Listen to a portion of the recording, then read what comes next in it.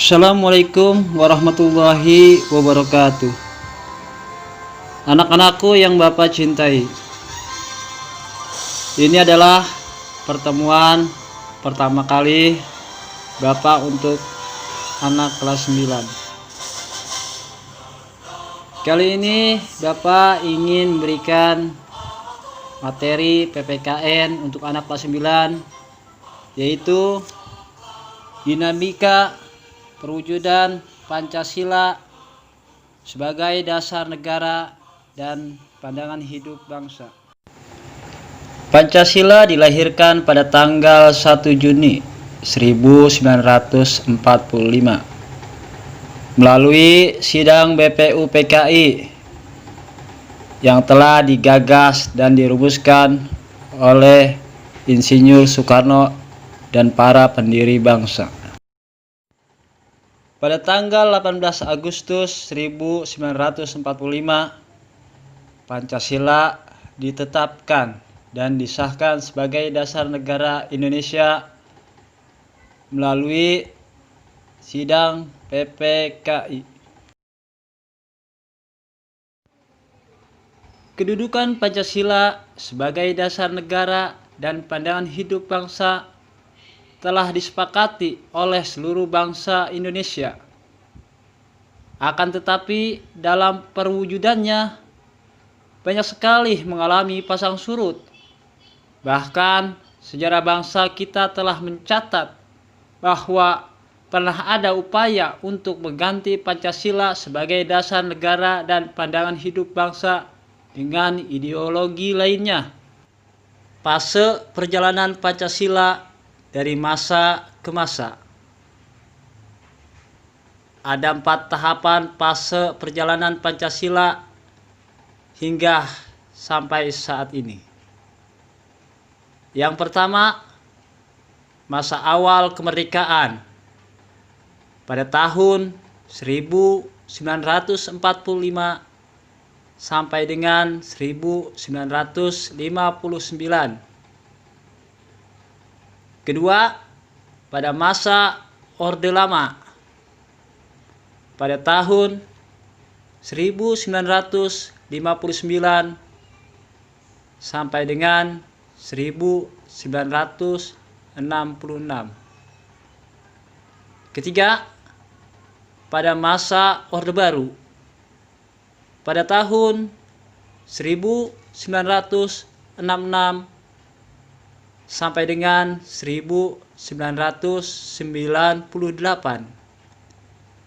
Keempat, pada masa reformasi tahun 1998 sampai dengan saat ini.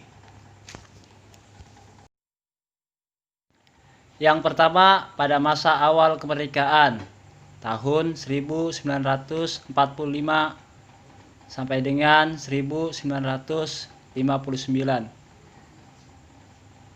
Pada masa ini, awal mula Pancasila dijadikan sebagai dasar negara, sebagai pandangan hidup bangsa melalui rumusan-rumusan pemikiran para pendiri bangsa. Dan pada masa ini banyak sekali pihak yang mengadakan pemberontakan dan ingin mengganti ideologi Pancasila sebagai dasar negara. Ada beberapa pemberontakan yang terjadi pada masa awal kemerdekaan setelah Pancasila disahkan. Di antaranya yaitu 1. Pemberontakan PKI di Madiun pada tahun 1948 yang dipimpin oleh Musso. Yang kedua yaitu pemberontakan DITII atau Darul Islam atau Tentara Islam Indonesia pada tahun 1949 yang dipimpin oleh Skarmaji Marijan Kartosuwiryo. Tujuan utamanya adalah untuk mengganti Pancasila sebagai dasar negara dengan syariat Islam. Akan tetapi gerakannya sangat bertentangan dengan ajaran Islam sebenarnya. Mereka melakukan perusakan dan pembakaran rumah-rumah penduduk, pembongkaran jalan-jalan kereta api, perampasan harta benda milik penduduk, serta melakukan penganiayaan terhadap penduduk. Upaya penumpasan pemberontakan ini memakan waktu yang cukup lama. Kartosuwiryo bersama para pengikutnya baru bisa ditangkap pada tanggal 4 Juni 1962. Pemberontakan yang ketiga yaitu Pemberontakan Republik Maluku Selatan atau dikenal dengan RMS. Pemberontakan ini dilakukan pada tanggal 25 April tahun 1950. Tujuan dari pemberontakan ini adalah sebuah gerakan separatisme yang ingin membentuk sebuah negara sendiri dan ingin memisahkan dari bangsa Indonesia. Pemberontakan selanjutnya yaitu pemberontakan yang dilakukan oleh PRRI atau Pemerintah Revolusioner Republik Indonesia pada tahun 1957-1958 di Sumatera dan Sulawesi. Pemberontakan ini dilakukan karena mereka menganggap bahwa Presiden Insinyur Soekarno sudah tidak bisa lagi untuk menjalankan pemerintahannya.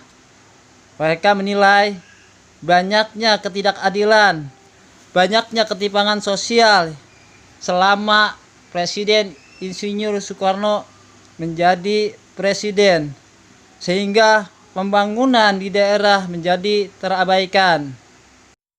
Yang kedua, masa Orde Lama. Sebelum masa Orde Lama, demokrasi Indonesia terkenal dengan demokrasi liberal, dan lahirnya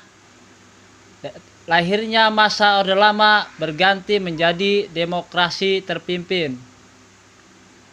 Pada periode ini terjadi kembali pemberontakan PKI yang diketuai oleh DN Aidit pada tanggal 30 September 1965. Tujuannya masih sama, yaitu ingin mendirikan negara Soviet Indonesia yang berideologi komunis dan mengganti Pancasila menjadi paham ideologi komunis. Jelas ini suatu pemberontakan yang sangat bertentangan dengan nilai-nilai pandangan hidup dari Pancasila. Dalam masa pemerintahannya pada masa Orde Lama, banyak penyimpangan yang tidak sesuai dengan ideologi Pancasila. Yang pertama yaitu pelaksanaan demokrasi dilakukan secara terpimpin. Yang kedua, pengangkatan Insinyur Soekarno sebagai presiden seumur hidup. Yang ketiga yaitu menggabungkan nasionalis, agama, dan komunis atau lebih dikenal dengan sebutan Nasakom. Dari penyimpangan tersebut sangatlah tidak sesuai dengan nilai-nilai yang terkandung dalam Pancasila dari keseluruhan sila 1 sampai dengan sila kelima. Ketiga, pada masa Orde Baru, yaitu pada tahun 1966 sampai dengan 1998. Pada masa ini, kekuasaan Insinyur Soekarno berakhir dan digantikan Jenderal Soeharto sebagai presiden melalui keputusan sidang MPRS pada tanggal 7 Maret tahun 1967. Era baru di mana pemerintahan Orde Baru dimulai, di mana Presiden Soeharto diangkat dalam masa transisi yang begitu singkat antara tahun 1966 sampai dengan tahun 1968. Adapun visi yang dibawa dari pemerintahan Orde Baru yaitu melaksanakan Pancasila dan Undang-Undang Dasar secara murni dan konsekuen. Jelas seluruh rakyat memiliki harapan baru karena Jenderal Soeharto mampu menumpas PKI dan mengembalikan stabilitas keamanan bangsa dari keterpurukan. Banyaknya kemajuan-kemajuan yang dilakukan pada masa Orde Baru yang dipimpin oleh Presiden Soeharto. Di antaranya yaitu membubarkan PKI dalam waktu yang sangat singkat, menciptakan keamanan negara, menciptakan pembangunan nasional yang dilakukan secara bertahap dan berkesinambungan melalui rencana pembangunan 5 tahun atau disebut dengan Revalita. Tetapi ada juga penyimpangan-penyimpangan yang dilakukan pada masa Orde Baru. 1. Melakukan demokrasi sentralistik yang berpusat pada pemerintahan saja. Yang kedua, dibatasinya hak di dalam berpolitik. Yang ketiga, dibatasinya kebebasan pers dan kebebasan melakukan pendapat atau aspirasi. Ketiga, pemerintah dianggap bersifat otoriter. Keempat yaitu pada masa reformasi dimulai pada tahun 1998 hingga saat ini. Pada masa ini kekuasaan Presiden Soeharto lengser selama 32 tahun memimpin bangsa Indonesia dikarenakan banyak pelanggaran-pelanggaran yang dilakukan semasa pemerintahannya. Sebagian kalangan menganggap otoriter dalam pemerintahannya karena tidak adanya kebebasan di dalam melakukan pendapat, terjadinya KKN, dan pelanggaran-pelanggaran yang lainnya yang dinilai tidak sesuai dengan nilai-nilai Pancasila sebagai pemimpin negara.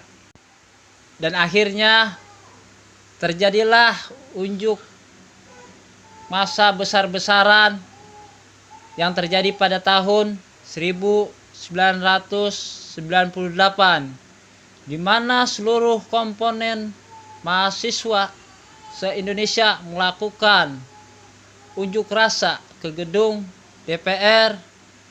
Mereka menginginkan Presiden Soeharto segera mengundurkan diri dari jabatan kepresidenannya. Akhirnya dengan tuntutan para aktivis mahasiswa se-Indonesia, Presiden Soeharto menyerahkan jabatannya untuk berakhir dan diberikan kepada Bapak B.J. Habibie untuk menjadi presiden selanjutnya.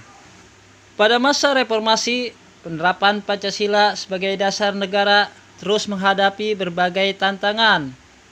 Penerapan Pancasila tidak lagi dihadapkan pada ancaman pemberontakan yang ingin mengganti Pancasila dengan ideologi lain, seperti yang terjadi pada masa awal kemerdekaan, seperti yang terjadi pada masa Orde Lama, dan seperti yang terjadi pada masa Orde Baru.